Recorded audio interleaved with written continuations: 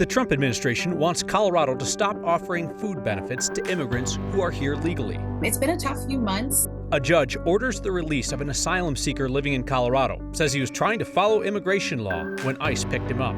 A new long-shot effort to free Tina Peters from state prison, as a key ally of hers claims that it's Colorado's quote-unquote Satan Jews keeping her locked up. And we go inside a month-long effort to get people to come back to downtown Denver. The holiday season in downtown Denver is absolutely one of the most magical times here. All that tonight on Next. You will hear claims that people here illegally are getting SNAP food benefits. And in Colorado, about 4% of SNAP recipients are not citizens. But they are folks who are here legally, including refugees and people with green cards. The Trump administration now says that those legal immigrants should not be allowed to get food assistance. Our Angeline McCall explains. Colorado isn't alone. One of 21 states suing over SNAP benefits. SNAP is very complicated. It can be very confusing, can be very overwhelming. Abby Kell knows the ups and downs of SNAP. It's been a tough few months. It's been a tough few months for a while. She works with students at MSU Denver to learn if they're eligible, then help with the application. And yet, who she helps may be changing. The USDA recently released new guidance because of the One Big Beautiful bill, saying that green card holders are no longer SNAP eligible if they were previously asylum seekers or refugees. Colorado is arguing they are. We've already, even before the changes that happened recently, we already saw the limited amount of folks who didn't have documentation status be able to qualify for SNAP. And so now it's really only limited to some of the green card holders. Lawful non-citizens make up about 4% of all SNAP recipients in the state. The majority are green card holders. The Colorado director for SNAP wrote in the sworn declaration that guidance is inconsistent with other laws and regulations and said the guidance would, quote, likely lead to a chilling effect among various immigrant communities, leading to decreased SNAP enrollment. As someone who works really hard to establish trust in the community, to help reduce stigma, to help make, food access more attainable and less destigmatizing, it can be really disheartening to have these federal changes happen and ruin those relationships I have with those students. The state argues those green card holders should be included, just as they have in the past. The state SNAP director says if the change does go through, it would cause significant confusion and administrative errors, and that those changes, Kyle, would mean that the state wouldn't be in compliance with, these new sort of mandates. So if that happens, if the judge sides with the Trump administration, Colorado's out of compliance, what does that then mean? Well, we're talking insane penalties, and the state says that they would be really a huge ripple effect, and not to mention it would take a long time for them to actually figure out how to do this on the administrative side. So a lot of technical issues at play, and they say that even if they're supposed to be in compliance, they can't really do that right now at this second. So that's why they're getting this judge, or hoping rather that this judge, states that it's unlawful. All right, we shall watch. Angeline McCall, thank you. Investigators in Arapahoe County have released some new details about the crash that killed Colorado State Senator Faith Winter and left 3 others injured last week. But they're also telling us it could take several weeks to determine the cause of that crash. Investigators originally thought that 5 cars were involved in one crash on I-25 near Dry Creek Road last Wednesday. Now they're saying there were actually 2 separate crashes. The first was a 2-vehicle wreck that injured 2 people. The Arapahoe County Sheriff's Office says that Senator Winter was then involved in a 3-vehicle crash that happened shortly after the first. Winter died at the scene, and a second person from that crash went to the hospital. The Sheriff's Office says it will likely take weeks for a full reconstruction of those crashes, as well as the coroner's findings. Winter was a Democrat from Broomfield. Her funeral will be held at the state capitol on Friday, according to our partners at the Gazette. So we have been following the immigration case of an Afghan man living in Colorado. Family and friends of Muhammad Ali Dadfar now say he has been released from an ICE detention center in Missouri hours after a federal judge intervened on his behalf. Dadfar lives in Louisville with his family, and he works as a truck driver. He was driving through Indiana when ICE arrested him. State and federal elected leaders from both parties pushed for his release. They cited his work with the Afghan government against the Taliban. Today, a federal judge in Missouri said that Dadfar and his family were following the legal path to citizenship, that they sought asylum at the border, and that they were granted humanitarian parole, and that Dadfar had met several legal deadlines since then, even had a pending court date for his immigration case. The court's order says that ICE violated Dadfar's right to due process by detaining him without notice before his immigration case could play out. The judge ordered ICE to release him and not just leave him in another state, but to return him to, quote, a reasonable proximity to his home in Colorado. Tina Peters' legal team is launching a new long-shot effort to get her out of state prison after an attempt by the Trump administration to free her failed. Peters is serving 9 years on state charges related to tampering with voting systems while she was the elected Republican clerk in Mesa County. Courts do not generally reward litigants for the volume of pleadings. Yet that seems to be one strategy for Tina Peters' legal team. Over the weekend, they asked for Peters to be released from state prison because her elderly mother just suffered a bad fall. A week earlier, they asked for Peters to be released because of her health, describing her as pale. Litigants who file enormous volumes of pleadings do not do the judicial system any good. And they don't do themselves any good either. 9 News legal analyst, longtime criminal defense attorney Scott Robinson says it is not unusual for inmates to make a long-shot request for a medical release or a supervised visit with sick family. But Peters is asking a federal judge to insert himself into a state court case. I've absolutely never heard of an inmate requesting of a federal court that they intervene in a state case to grant essentially an indefinite furlough on a state conviction and sentence to a felony imprisonment. That's unusual to say the least. Not much is usual about Peters' case. Colorado continues to reject pressure and threats from the Trump administration and Peters' supporters who want her freed. Her attorney recently endorsed the idea of a military raid to turn her loose. I think violence is probably the only solution at this point. Peters' ally and MAGA podcaster Joe Oltmann is calling for the execution of the governor, attorney general, and secretary of state, referring to them as a, quote, synagogue of Satan Jews, rhetoric that continues to ramp up with every failed attempt to free Tina Peters. Certainly, Tina Peters' supporters, including the President of the United States, want to intervene and get Tina Peters out of state court prison. But the reality is that there really isn't any legal basis to do that. Peters is just more than 1 year into that 9-year sentence. Her scheme to break into Mesa County's voting system and share data with fellow election fraud conspiracy theorists was a failed attempt to find proof of President Trump's election rigging claims. A former school administrator fired by the Elizabeth School District is now suing, claiming she got the boot because she opposed the district's attempt to ban books from school libraries as racist. The lawsuit was filed yesterday in federal court, claims the school district discriminated against former middle school dean Leellen Condry, violating her free speech rights. Condry claims that she was fired because she opposed the district's removal of 19 books from school libraries. She says she submitted feedback to the school board at their request and that she called the book ban racist because she felt it was racist, that it disproportionately impacted titles by authors of color. In the lawsuit, Condry claims Superintendent Dan Snowberger called her out in a letter to district employees, saying her feedback, quote, crossed the lines of professional and ethical behavior. The district is knee-deep in a legal fight over the book ban and was ordered by a judge to return the banned books to shelves earlier this year.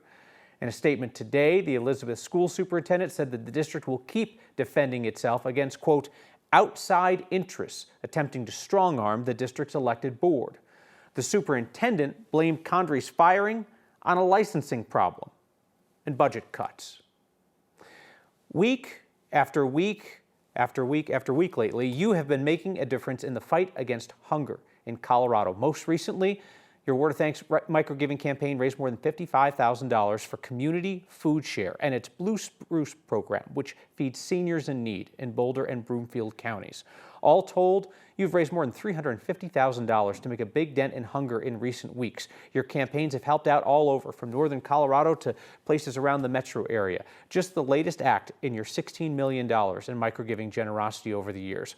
We are going to focus on the task of feeding Coloradans one more time this week, before we then turn to some of our favorite holiday giving campaigns that you'll remember. As always, we're on the lookout for new ideas. If you know of a nonprofit making an impact in your part of Colorado, let me know. Email next@9news.com or text next 303-871-1491. Colorado has been struggling to crack down on bad actors in the trucking industry for years. Now the feds are stepping in, threatening to shut down thousands of trucking schools. NREL, the National Renewable Energy Lab in Golden, gets a Trump-era rebrand. It makes downtown a livelier place to be. It supports our amazing ground floor businesses. Will holiday spirit be enough to finally bring crowds back to downtown Denver? That's next.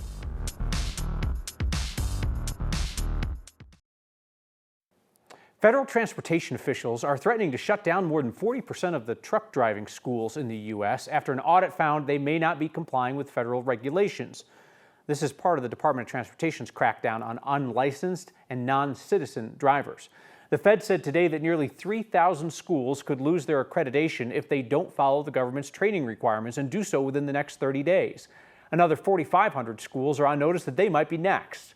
The feds haven't released the names of the locations of these schools, but we know, because we've reported here, that Colorado has struggled to crack down on rogue actors in the trucking industry here for a while now. Just last year, the state DMV had to retest 180 truck drivers after shutting down a driving school that was fudging its test results.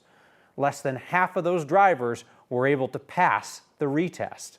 So this is just the latest crackdown on commercial driver's licenses. Due to federal regulations, Colorado recently paused issuing or renewing CDLs for most drivers who are not U.S. citizens or permanent residents. From the same folks who memory hold the Gulf of Mexico, the National Renewable Energy Lab is now old news. The Trump administration is rebranding NREL in Golden. The Department of Energy is getting rid of the renewable energy portion of the name. They're now just going to call it the National Laboratory of the Rockies. National Laboratory of the Rockies. The department claims the energy crisis today is different than the energy crisis when NREL was created, and that they are, quote, no longer picking and choosing energy sources. NREL is headquartered in Golden. Since the 1970s, it's been the primary lab in the U.S. for renewable energy and energy efficiency research. The name change, of course, is in line with the Trump administration's drill baby drill strategy and its effort to downplay global warming. National Laboratory of the Rockies, or if you want like an NREL style shortener, Chris, it's just NREL. You think that is that a reference to the baseball team, do you think, or geography? Oh, listen, if the Trump administration wants to create a lab to fix the Colorado Rockies, absolutely. Take my tax dollars and do it. Let's absolutely go for it there in Golden. Come up with a better baseball team, ideally, for us here along the Front Range. Meantime, for us here in the Denver area, we are going to be talking about some snow, and not just a little bit of snow, not just the little skiff of snow that we saw back on Saturday morning. First kind of real deal snow of the season, winter weather advisory for us. Denver, Boulder, Castle Rock, most of the metro area included within that, though notably Fort Collins, Greeley, you will mostly miss out on this upcoming snow event. Tomorrow, we see some mountain snow showers develop for us. These will spread east into the Denver area after dark tomorrow. The evening commute tomorrow, fine for us in Denver. It's not until really Wednesday morning that we see that steadier, heavier snow move in from northeast to southwest. A classic upslope snow event, northeast winds. That means the south and west sides of the metro area will see the highest totals. By the way, for Friends of the Mountains, where we've had a very rough start to the snow season, we are finally starting to make up some ground, some more snow on the way for us here in the high country. In Denver, 2 to 5 inches of snow, the most likely scenario for us here in town. Higher totals west and south of Denver, as I mentioned. Lower totals, Fort Collins, Greeley, Keensburg areas north and east of downtown Denver. I always like to look at it this way on a probability-based basis because, remember, I'm a scientist, not a divine being, right? So we're talking about a probability-based approach. 2 to 5 inches, the most likely approach for us. 20% odds that we see 6 inches or more. 20% odds that we see less than 2 inches of snow. Weather impact alert for us on Wednesday because of that. Then we dry things out and warm things up into the weekend. Love the probability approach, Crispy. Otherwise, it's like he called for 2 to 4, we got 5. What a bum. The effort to revive downtown Denver gets a holiday boost, trying to fill those quiet streets. And a reminder, you can catch Next streaming each night, 6 p.m. on 9 News Plus. If they ever move us to one of those other funny channels, we're always there on 9 News Plus, 6 p.m. And Next is a podcast where you find those.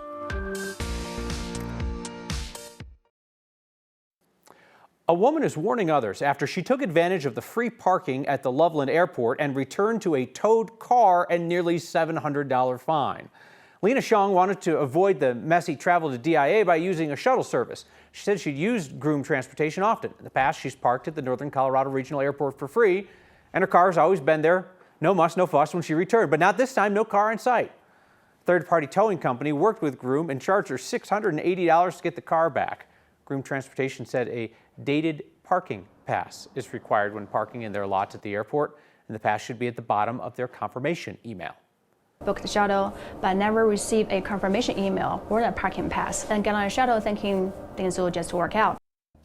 The towing company ended up taking $300 off her fine when she complained, so she's only out nearly what, like $300-400. Downtown Denver, used to be the center of the holiday season's hustle and bustle in the city. It's been relatively quiet now as businesses continue to struggle post-pandemic. The folks who are most invested in downtown Denver hope that a month of holiday celebrations might begin to change that. Here's our Byron Reed.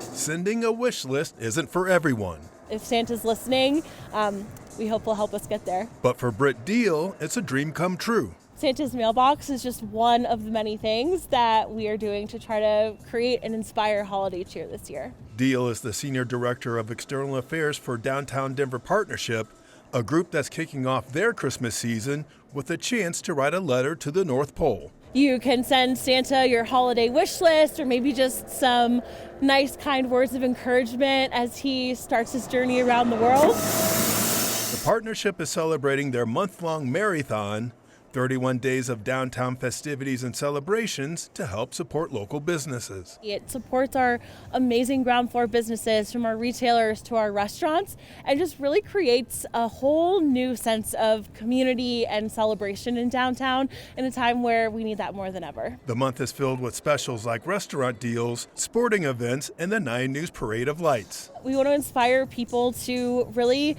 take ownership of downtown and return in the way that we have seen our community do in the past. Deal says the mailbox to Santa is the first event of the season. But you can pop your letter here in the mailbox and we'll mail it for you to Santa, and you might even get a little something back. She believes even though 16th Street just reopened, there's still plenty of joy downtown. The construction fences have come down after 3.5 years, and there's so much to explore and discover. For Deal and her co-workers, their hope is for people to visit. Whether you're 1 year old or 100 years old, everything in between. A destination that will be shining bright through the holidays. Our hope is that visitors come down to have an experience for the holidays that then inspires them to come back again and again and again. For Next, I'm Byron Reed. Just don't call it the 16th Street Mall. They'll have you removed right in the middle of the Christmas carol. We're back with your feedback next. Chuck writes, Chris Bianchi is not a divine being. This changes everything.